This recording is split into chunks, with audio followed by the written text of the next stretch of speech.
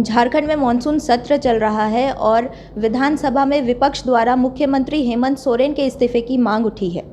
इसी बात पर चर्चा करने के लिए आज हमारे साथ है भारतीय जनता पार्टी के प्रदेश प्रवक्ता कुणाल सारंगी जी।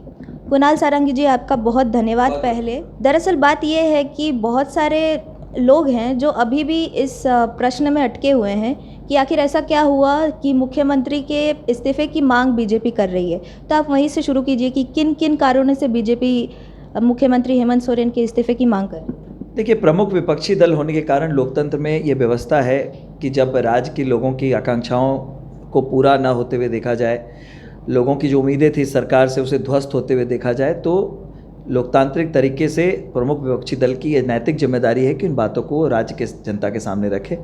और विधानसभा का सत्र आहूत है तो विधानसभा के पटल पर ही उस बात को रखना ये उनकी नैतिक जिम्मेदारी है।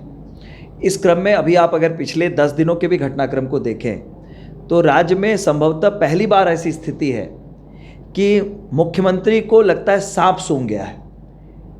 एक राज्य में संवैधानिक पद पर बैठे हुए व्यक्ति की जिम्मेदारी होती है अपने मंत्रिमंडल के प्रति, अपने विधायकों के प्रति, अपने प्रतिनिधियों के प्रति, लेकिन वो कौन सा कारण है वो मौनी बाबा बने हुए हैं, ये किसी के भी समझ के परे है। जबकि उनके अपने विधायक प्रतिनिधि को ईडी ने अरेस्ट किया है, उनके प्रेस सलाहकार आज ईडी में समन्ड हुए हैं, आज से उनकी ईडी उनकी पूछताछ कर रही है।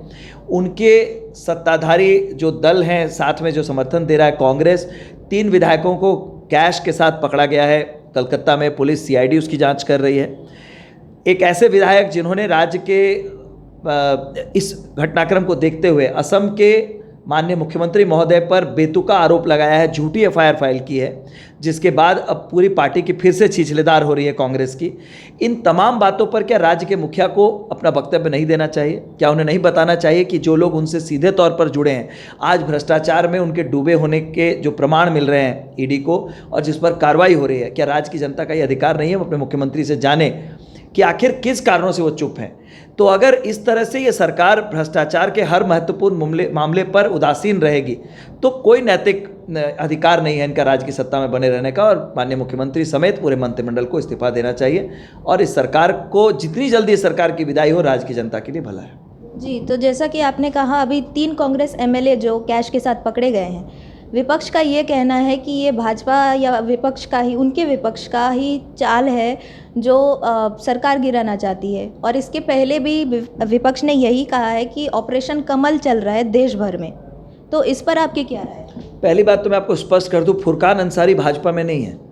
इरफान अंसारी के जो पिता हैं, पूर्व सांसद हैं, पूर्व विधायक रह चुके हैं, वो भारतीय जनता पार्टी के सदस्य नहीं है। उन्होंने स्पष्ट तौर पर कहा है कि कांग्रेस के लोगों ने ही उनके बेटे को फंसाने का काम किया है। और अनूप सिंह जो विधायक है, जिन्होंने एफआईआर लॉन्च की थी इन विधायकों के खिलाफ, उन पर ही उन्होंने आरोप लगाए कि उन्होंने कैश पकड़वाए ताकि वो जो है कि राजनीतिक प्रतिशोध उनसे ले सके। और ये कांग्रेस के अंदर के ही लोग एक दूसरे को आज नीचा दिखाने में लगे हुए, एक दूसरे को फंसाने में लगे हुए। भारतीय जनता पार्टी इसमें कहीं नहीं है। जहाँ तक ऑपरेशन कमल की बात है, तो ऑपरेशन कमल तो एक सुखद एहसास है। आज विपक्षी दलों में जो स्थिति है, कांग्रेस समेत अन्य दलों में कोई रहना ही नहीं चाहता है, तो वो ऑपरेशन कमल भाजपा नहीं चला रही है, वो अपने आप चला रहे हैं। वो उनसे मुक्ति चाहते हैं अपने दलों से और मुख्य धारा में जुड़ना चाहते हैं, नरेंद्र मोदी के नेतृत्व में आना चाहते हैं। तो ये ऑपरेशन कमल नहीं है। कांग्रेस की जो आज स्थिति है पूरे देश में, झारखंड समेत, तो इस स्थिति के लिए जिम्मेदार भी कांग्रेस के लोग हैं। आज उनके विधायकों पर उन्हीं के प्रदेश अध्यक्ष कहते हैं कि इन पर कार्रवाई होगी, बिना उनसे स्पष्टीकरण भी मांगा नहीं जाता है। कम से कम कोर्ट में भी जब सजा सुनाई जाती है तो एक बार आपका पक्ष सुना जाता है, लेकिन यहाँ पर तो उनका पक्ष बिना सुने ही इनको सस्पेंड कर दिया गया है। और इतने आनन फानन में वो सस्पेंशन हुआ है कि सीधे तौर पर शक की सुई कांग्रेस की ओर ही घूमती है कि इन्होंने अपने विधायकों को फंसाया और उस पर आज ये नौटंकी करने का काम कर रहे हैं। अच्छा, तो फिर क्या सिर्फ करप्शन, भ्रष्टाचार ही एक कारण है इस्तीफे की मांग की? और अगर सिर्फ ये है तो फिर रघुवर दास जी के खिलाफ भी बहुत सारे ऐसा कहा गया है कि करप्शन का कोई केस है, उनके कैबिनेट से भी कुछ 5 मंत्रियों के, तो उस पर आप क्या बोलेंगे? मैं सीधे तौर पर कहना चाहता हूँ, कोई भी व्यक्ति हो, अगर भ्रष्टाचार के आरोप उस पर सिद्ध हो रहे हैं, अगर प्रमाण मिल रहे हैं, किसी भी दल का उस पर कार्रवाई होनी चाहिए। रघुवर दास जी के सरकार में अगर भ्रष्टाचार हुआ तो इनकी एजेंसी इनके पास है, इनको जांच करनी चाहिए। अब इनके पास ही सत्ता है, इनके पास एजेंसी है, क्यों नहीं जांच कर रहे हैं? रघुवर दास जी के कार्यकाल में जो काम हुए, अगर कोई गलत हुआ है, भ्रष्टाचार के आरोप लगे, जांच होनी चाहिए। लेकिन अभी जो प्रमाण मिल रहे हैं इनके विभागीय सचिव, जिसके माननीय मुख्यमंत्री खुद मंत्री हैं, विभागीय सचिव के सीए के घर में 19 करोड़ रुपए मिले हैं, वो जेल में है। इनके अपने विधायक प्रतिनिधि, उनके द्वारा, उनके सहयोगी के द्वारा 25 करोड़ से ज़्यादा रुपए के हवाला का और अन्य कामों का उन पर आरोप लगा है, वो जेल में है।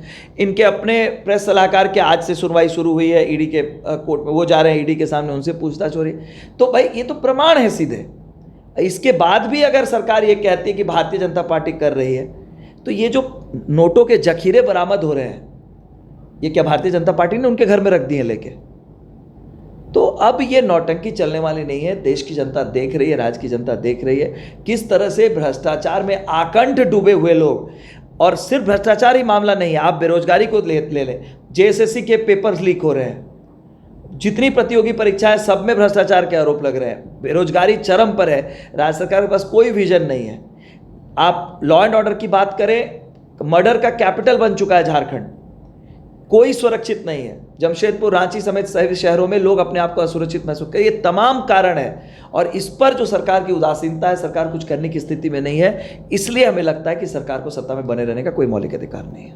जी, एक आरोप और भी लगाया गया है इस्लामीकरण का, तो इस्लामीकरण शब्द जो है कितने हद तक सही है इस पर? देखिए, मैं इस्लामीकरण नहीं कहूँगा, मैं तुष्टीकरण कहूँगा। सीधे तौर पर अपने वोट बैंक को सेटिस्फाई करने के लिए, वोट बैंक को खुश करने के लिए तमाम नियमों को ताक पर रख दिया गया है। देश में किस राज्य में शुक्रवार को स्कूल्स में छुट्टी होती है, आप मुझे बताइए। आज भी विधानसभा में एक विधायक के प्रश्न पर सरकार ने उत्तर दिया कि शुक्रवार को छुट्टी नहीं होनी चाहिए, रविवार को छुट्टी होनी चाहिए। तो आखिर किस कारण से लगातार ये मामले उजागर होने के बाद भी उन स्कूलों में अभी भी शुक्रवार को छुट्टी दी जा रही है?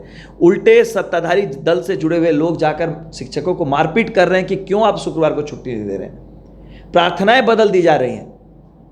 तो आखिर किसके संरक्षण में ही हो रहा है? दर्जनों स्कूल में इस तरह की खबरें मिली है। अंतर्राष्ट्रीय स्तर पर भारत का सर की शिक्षा को भी अब ये तुष्टीकरण की भेंट चढ़ाना चाह रहे हैं। इस पर अविलंब रोक लगनी चाहिए।